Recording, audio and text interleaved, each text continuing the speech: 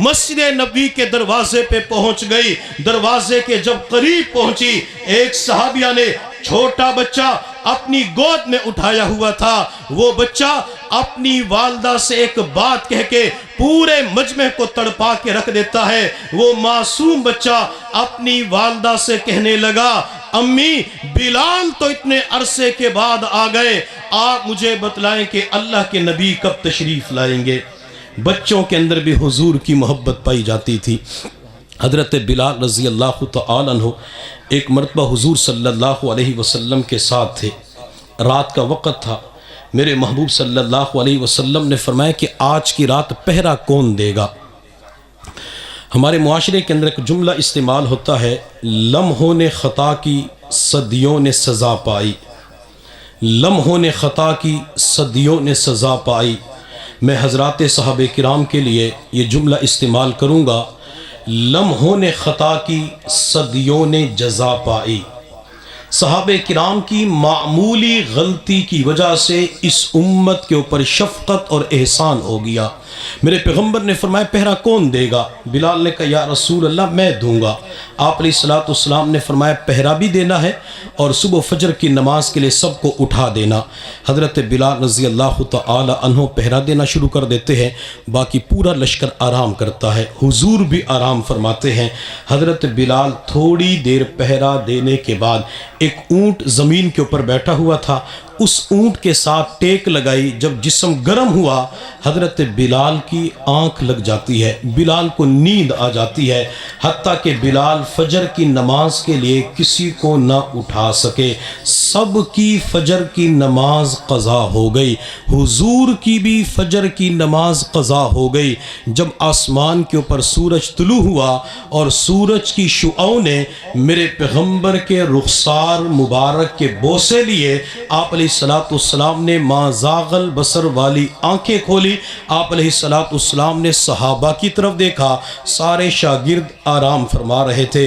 آپ نے پہرے دار کی طرف، سیکورٹی گارڈ کی طرف، چوکیدار بلال کی طرف دیکھا، بلال بھی مزے سے آرام کر رہے تھے۔ میرے پیغمبر نے اٹھتے ہی بلال کی طرف دیکھ کے فرمایا بلال خود بھی سو گئے اور ہمیں بھی نہ اٹھایا۔ حضرت بلال جلدی سے آنکھوں کو کھولتے ہوئے اٹھے اور حضور صلی اللہ علیہ وسلم کی طرف دیکھ کے عرض کیا یا رسول اللہ، جس رب نے آپ کو سلایا اسی رب نے بلال کو بھی سلا دیا۔ میرے محبوب صلی اللہ علیہ وسلم نے پھر حضرات صحابہ کرام کی طرف دیکھ کے فرمایا یہ سب کی نماز اس لیے قضا ہوئی ہے تاکہ امت کو پتہ چل جائے کہ جب کسی کی نماز قضا ہوتی ہے تو قضا نماز کو کیسے پڑھنا ہوتا ہے۔ بلال سے معمولی غلطی ہوئی، اللہ نے اس امت کے اوپر شفقت فرما دی، قضا نماز پڑھنے کا مسئلہ بتا دیا۔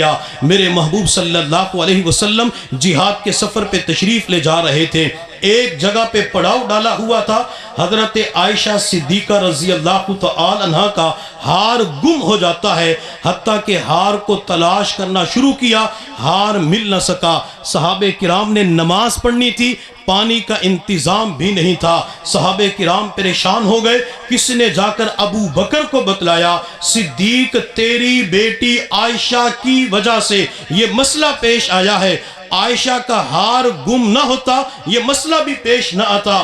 ابو بکر صدیق عائشہ کے پاس آئے، عائشہ کو ڈانٹ دیا۔ میرے محبوب صلی اللہ علیہ وسلم نے فرمایا ابو بکر عائشہ کو کچھ نہ کہو۔ میرے پیغمبر صلی اللہ علیہ وسلم نے پھر صدیق کی طرف دیکھ کے فرمایا صدیق پریشان نہ ہو، اگر پانی کا انتظام نہیں ہے وضو نہیں کر سکتے، اللہ نے عائشہ کی وجہ سے آج حکم بھی تبدیل کر دیا۔ صدیق نے کہا یا رسول اللہ حکم کیسے تبدیل ہو گیا، نماز بھی تو پڑھنی ہے، وضو بھی تو کرنا ہے، پانی کا انتظام نہیں ہے۔ میرے پیغمبر نے فرمایا اللہ فرماتے ہیں فَتَيَمَّمُوا صَعِيدًا طَيِّبًا، اگر تمہارے پاس وضو کے لیے پانی نہیں ہے تو پاک مٹی سے تیمم کر لو، اپنے چہرے پہ مٹی مل لو، اپنے بازوں پہ مٹی مل لو، اگر تم تیمم کر کے نماز پڑھو گے میں رب تمہاری اس نماز کو بھی قبول کر لوں گا۔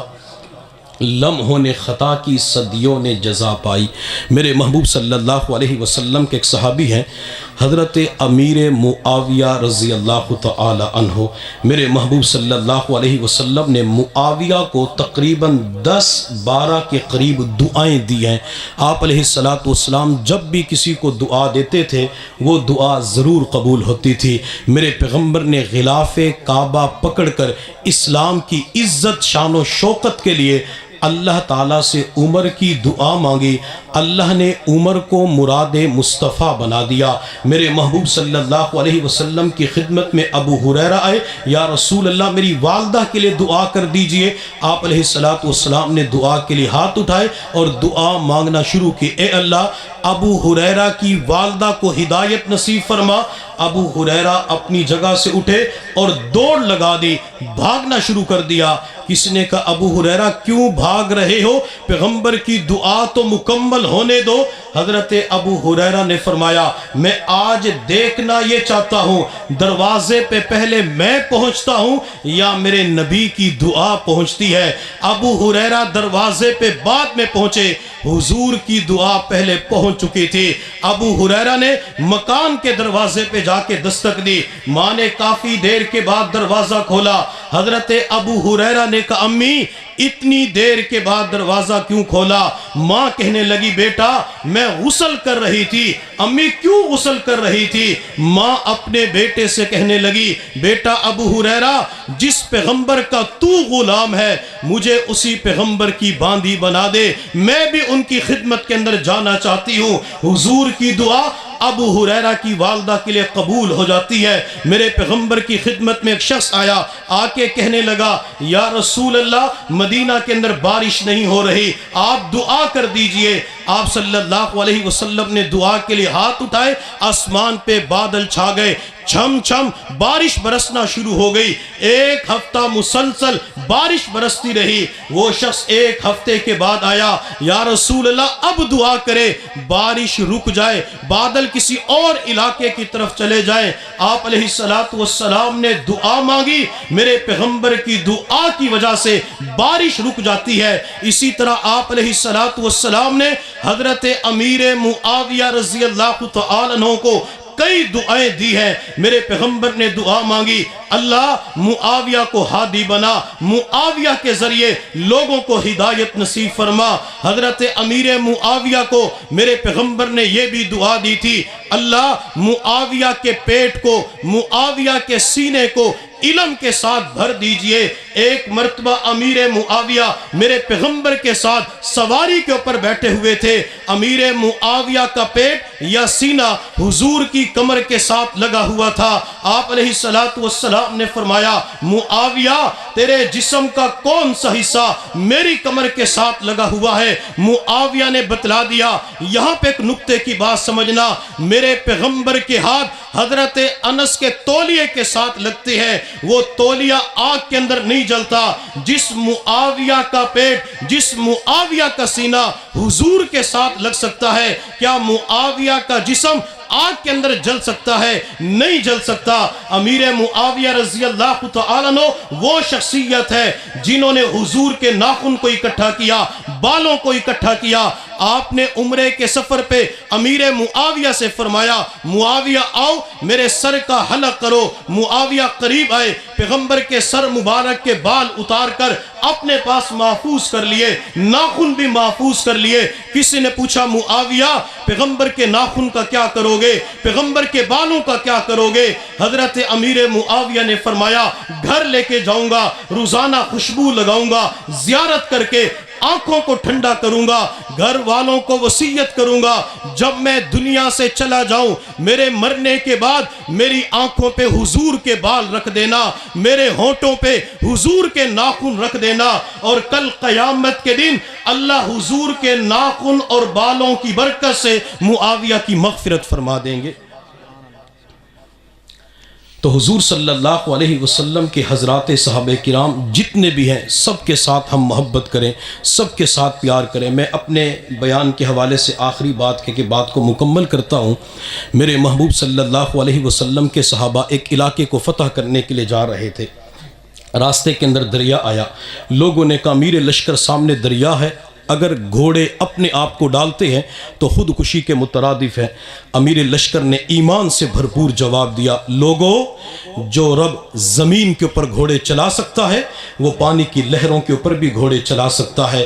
امیر لشکر نے اپنا گھوڑا سب سے پہلے دریا کے اندر ڈالا، صحابہ کرام پار کر گئے، وہ پانی گھوڑوں کی سموں کو تر نہ کر سکا۔ کسی کہنے والے نے کیا خوب کہا، دشت و دشت دریا بھی نہ چھوڑے ہم نے، دشت و دشت دریا بھی نہ چھوڑے ہم نے، بحر ظلمات میں دوڑا دیے گھوڑے ہم نے۔ میں تصورات کی دنیا میں دریا سے پوچھتا ہوں، دریا مجھے چند سوالات کے جواب تو دے، تیرے اندر جو چیز بھی آتی ہے تو اسے ڈبو کے رکھ دیتا ہے۔ تیرے اندر صحابہ آئے، صحابہ کے گھوڑے آئے، تو نے انہیں بالکل نہیں ڈبویا۔ صحابہ کو کیوں نہیں ڈبویا؟ اس کی وجہ کیا ہے؟